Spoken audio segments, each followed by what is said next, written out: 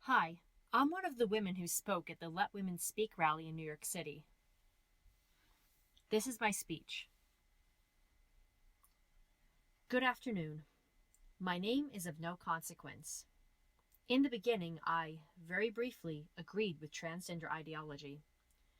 I still support rights and dignity for all people, as long as it's not at the expense of others. I'm enraged when men beat up trans women and families ostracize non-conforming children. But I've noticed deeper issues with the trans movement that are intentionally hidden from the public. I knew an individual who identified as a woman. A nearly 50-year-old man, he sent 20-something-year-old me pictures of himself with a raging erection, asking if he passed for a woman. I don't know, there's something... I can't put my finger on it, nor would I, but, This all happened as my mother was dying of Lyme disease, by the way, and after much gaslighting and breadcrumbing, he did the toxic discard 2 weeks after she passed away.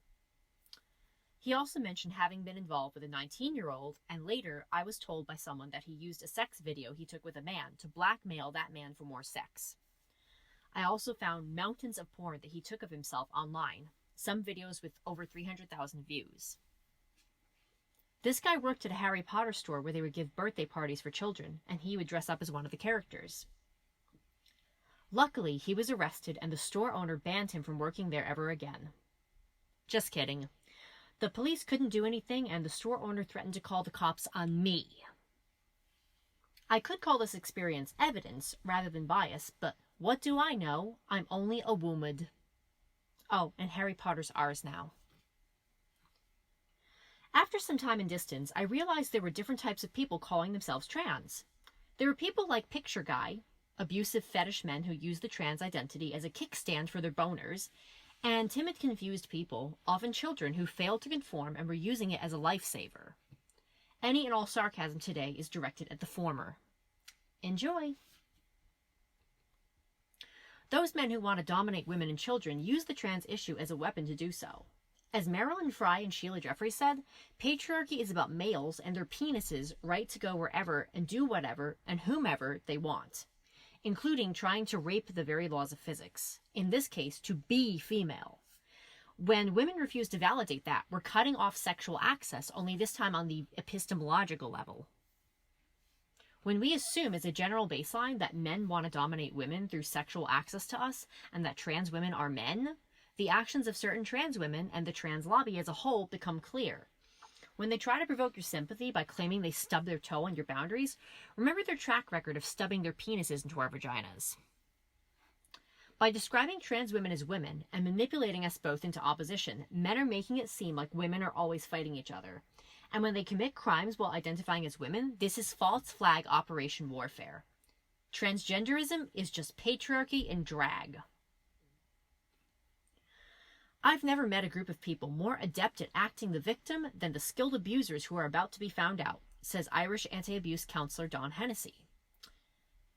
If you're going to kill yourself because of gender dysphoria, I'll fight for you and try to erase your suffering. But if you're going to kill yourself because you can't watch us undress, well, you better double your dosage, Loretta. The violence at these events reminds me of how men would beat suffragettes for wanting to vote, only now they're beating us for the more basic right to use the toilet. Women used to have to stay home due to lack of women's restrooms, which was called a urinary leash, but with men taking them over, I guess it's more of a urinary cattle prod. The way males and females experience sexist society is different. Because one gets pregnant and the other does not, we aren't mirror images, but two different elements. Just as hot is not the opposite of cold, movement is not the opposite of stillness, and, sorry guys, emotion is not the opposite of logic. Nuance is necessary for the sexes to interact, at least in societies that have historic gender roles. Transgender ideology ignores this, throwing off the delicate balance that every other species, except one, is able to work with. Transgenderism, like transhumanism, which is the blending of humans and robots, sees human beings as a collection of interchangeable body parts to be mixed and matched on a whim, especially men's whims and especially female bodies. This mentality is suited for unnatural, modern, industrial, materialistic societies. Societies that respect motherhood, nature, the body, reproduction, and the mother and child bond, which is dependent upon women's bodily integrity, innately know that men cannot be women and why men cannot be women. This movement and its adherents are so lifeless because they disrespect the life source and their own part in it. Pregnancy is the essence of being female, so lactation is turned into a porn genre, and child rearing and children's needs are ignored in a culture that worships the golden cow, the dollar, rather than the mother and child. In a mother and child-centered society, the bizarrity of saying that men could give birth or equating penises with vaginas in any way would be obvious, and the drive to fill that void with money, pornography, and power would wither away. Modern Western societies have the privilege of ignoring the material and practical part of the reproductive process. In a world of birth control, breast pumps, and epidurals, we naturally grow to ignore the difference between the body that gets pregnant and the body that doesn't, and we eventually lose our words for them. This is how we get youth that don't grasp that whatever you identify as, you have certain body parts, and those body parts will be harmed by certain hormones and treatments. Total self-identification is a myth because only part of our identity is how we feel and what we choose to be. The other part is how we affect other people, which means other people most definitely do have the right to identify what you are, to them. You can't tell me you're a woman because you feel like one, when to me, you feel like a man. Treat me like a man and affect me in the ways that only a man can. You have the right to identify yourself. But I also have the right to identify you from a perspective that takes the way I will be affected into account, not just you. Have you noticed these men want the right to not only identify themselves, but also you? They identify you as a TERF. They identify you as a cunt. They identify you as irrational. They identify you as cis. If your male partner transitions, they'll identify you as a lesbian.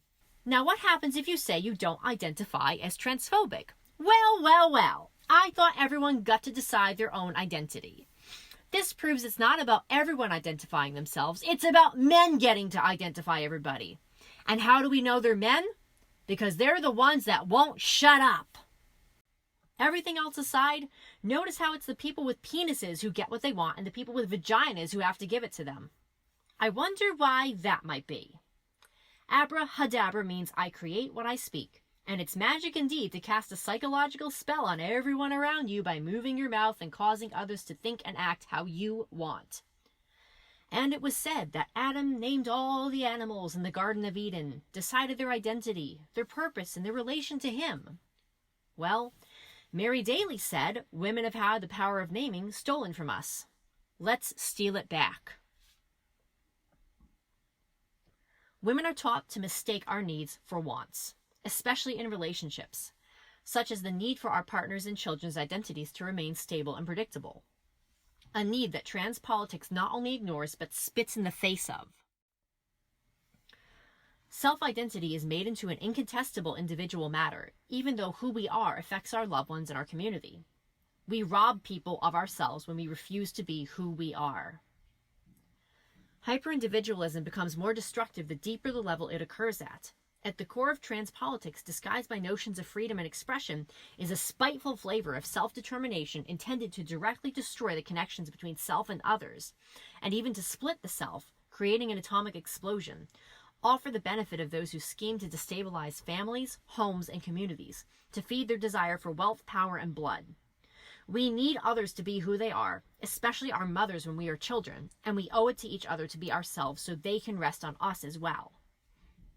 In fact, this refusal to be consistent, predictable, and genuine is often a deliberate tactic by toxic, disordered people to gaslight and socially starve the people they relate with, under the excuse that, you can't tell me who to be, that's oppressive. Well, abuse and toxicity isn't just pressure and force, it's also neglect and abandonment. Trans philosophy on this subject is simply the gender wing of the abandonment style of abuse. Women have the right to demand a stable identity from others and for our children, both for our own and for their benefit. To be ourselves is the greatest gift we can give others, because without our true selves we cannot love. To thine own self be true. Along with erasing their own identities, The trans lobby ignores the differing identities of different groups of women. Sorry, women.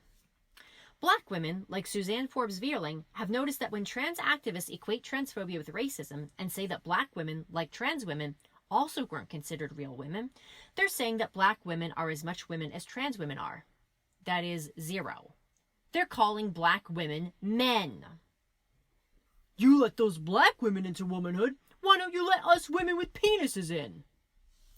They masculinize black women and on the flip side, feminize white men so they can obscure who the dangerous demographic is and so they can go undercover into womanhood, shoving black women out to let white males in. As Forbes notices, black birthing body, which was used to describe enslaved women when their bodies were treated not just as property but as stocks and bonds, sounds a lot like vulva haver or uterus person, doesn't it?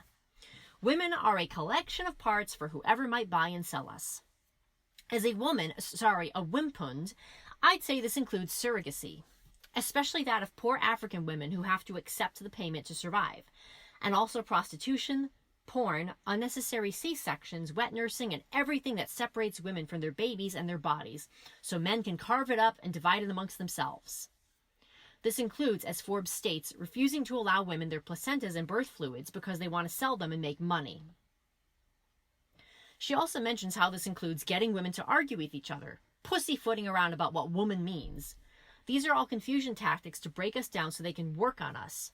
Then they destroy the highest value female allies, the otherwise loyal trans supporter, the rich lesbian, the most educated woman, because the male dominator, the pimp, and the slave owner must tear the strongest slave down in front of all the others to make them comply and to gaslight them.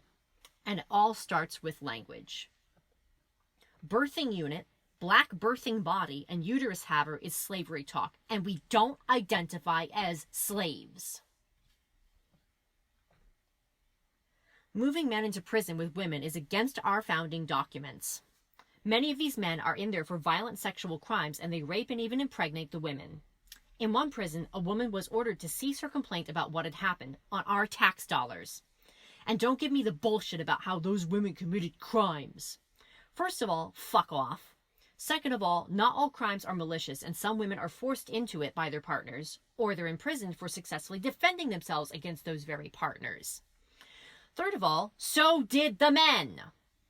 Housing women with our rapists, including women who broke the law trying to escape those rapists, is cruel and unusual punishment to a level never before seen in history. Autistic people, gay people, and those who won't or can't conform to gender roles risk being stamped with the trans label. Autistic girls who tear off clothing, not because it's girls' clothing, but because it's fucking itchy, are at risk of being sent down the trans chute into the pit of sterilization. Autistic hyperfixation may lead to a child fixating on gender, not because they have an innate problem with their gender, but because that's just their special interest at the time. The rigid, logical, autistic thinking, as it's called, may land a girl a diagnosis as a boy, because we all know girls can't be logical. Then we might see through the misogyny. Boys whose special interests are not masculine enough get it from the opposite direction. And many traits that look like autism can be caused by abuse and gaslighting instead. So how many abused and gaslighted kids are being thrown into the same gender garbage can with them? Some gay kids have parents, conservative or liberal, who can't handle them liking the same sex, so they transition them to get a kid who now likes the opposite sex. Girls who like girls no longer say the word lesbian, but line up to get their breasts chopped off because liking girls is for boys. This causes mass depression and mental illness among gay people, and it further destabilizes these communities. Lesbian erasure in particular is a key feature of this essentially masculine cult. The cotton ceiling describes the so-called oppression directed at people with penises when people with vaginas will not sleep with them. If this doesn't spell out for you exactly what's going on, nothing will. And if they're real women, they can damn well sleep with each other. They also target children who don't conform to gender roles, whether it's due to open-mindedness or just naturally not having certain traits. Any child who shows the slightest hint of not being Kim Kardashian or Tom Brady goes down the funnel. Kids with inappropriate interests are subtly ostracized until the resulting cocktail of loneliness and gender confusion is described as trans and is treated with mutilation, much like how the Netherlands treats rape victims' depression with death. Adults take this opportunity to pour their own identity and beliefs into the now empty child. At an outdoor craft fair one day, I stood in line with the mother of a 14 or 15-year-old girl. Mom motioned to her silent daughter's outfit and said to another person in line, "We weren't sure if we were having a boy day or a girl day." So trans doesn't only silence women, but also children. Boys who have characteristics like not being violent, having basic ethics, and not being a sociopath are determined feminine and leveled into the trans incinerator. This is not only abusive to the boys, but it's an obscene theft against straight women who depend upon the few good men we have left. This upsets and destabilizes many women even further than we already are. It also erases any future children who would be raised with those values, and it is intentional. Transition kills the sex organs and sterilizes autistic, nonconforming, and same-sex attracted people, some of whom are bisexual and would have gone on to have children themselves. Targeting people who don't conform takes their unique perspective out of society, which is the goal. No open-minded people means no opposition to tyranny. But what would I know? I'm only a wombat. The destruction caused by the trans lobby isn't a failure, it's a feature, and it's part of a wider attempt to destroy humanity. I believe there are powerful people who benefit from having feminists and transgender activists at each other's throats. I think they've tricked both groups into having a non-nuanced black and white view of the issue. This includes the intentional equation of meek, mild-mannered males who just want to escape a sex role that doesn't work for them, with the fetishistic, narcissistic, domineering perverts who prey on women and children. And convincing them to work together tears the meek, innocent males and the children away from our side where they could help us and we could help them. And it sticks them to the perverted males who harm them instead. This black and white worldview also means that anyone who has the slightest thing in common with trans can be vacuumed up and converted into a minion. It's tempting to label transgender a mental illness, especially after what we've seen this past month. But what about the children? The propaganda would convince any child, I would say. And what child wouldn't be gender confused in a society where boy can mean both has a penis and likes football? Mental illness is a way of saying, I don't like what you think, so your thinking process must be wrong. To a person who may not have experience or is being gaslighted and fed lies by experts whose job is to fool even grown adults. Labeling all trans people mentally ill, especially when many have ended up there because they're gay or gender nonconforming, like many of us, or because they feel wrong in their body, like most pubescent children, won't solve the problem. Diagnosing someone mentally ill just says, I don't want to know how you got there and I don't care. I think that's precisely what we want to know so we can stop all of this. I most certainly do want to know why a young boy is so enraged at being called a boy that he feels the need to scream at a bunch of women in suffragette costumes for talking. Thousands of kids did not just become mentally ill, and assuming they're naturally different stamps them with the same label that the trans lobby does, the same label it uses to convince them that they're just different and therefore need to join the cult. The scary truth? It's not innate differences the trans lobby preys upon, but normal, universal human feelings and thoughts, warped to become something unnatural, just as their bodies are. Casting off trans kids as different stops us from discovering how they fell into these thoughts and feelings in the first place. And it's supposed to. Mental illness does not cause transgenderism. Enforced gender roles, patriarchy, and misogyny do. Not caring how these people think means we don't really want this to stop, we just want an enemy to sink our teeth into, like they do, and that we don't care as much as we say we do about the safety of children. Well, I know I do, and I know we do, so I'm not going to allow the trans lobby to have these kids by agreeing with the identity they slap them with. You have to go headfirst into hell to pull someone out, but the reward is worth it. Instead of tossing aside men as a lost cause, we must create a masculinity that's healthy and meaningful and harmonious with women and children, so men don't feel the need to invade femininity to feel whole. Trans people, even some of the most misguided ones, are not the enemy. I suspect they're being controlled by a real enemy and used as a WMD against us, so we'll be none the wiser about what's really happening. Yes, some are certainly beyond the pale, and they refuse to use reason and morality. But for those who aren't, I have faith that we can get them back. We've asked how someone like J.K. Rowling, a long-standing figure of liberalism and tolerance, can suddenly become a Nazi fascist. But we can ask the same question about our youth. How do they suddenly become these raging, self-hating, confused people who won't use their name? These things don't just happen. No, J.K. Rowling did not transform into a Death Eater, and neither did our children transform into Rainbow Street thugs.